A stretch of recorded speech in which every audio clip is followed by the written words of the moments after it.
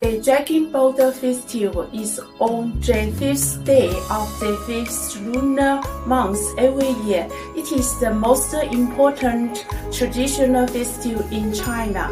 The Dragon Boat Festival was commemorates the patriotic poet Qu Yuan.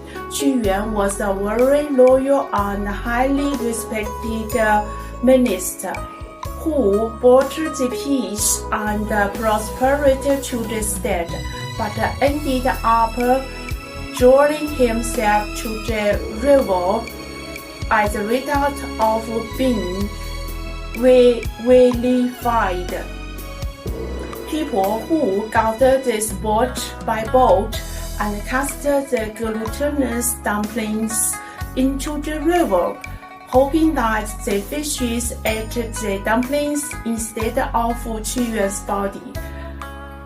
For thousands of years, the festival has been marked by the glutinous dumplings and the dragon boat race, especially in the southern province. There are many rivers and lakes.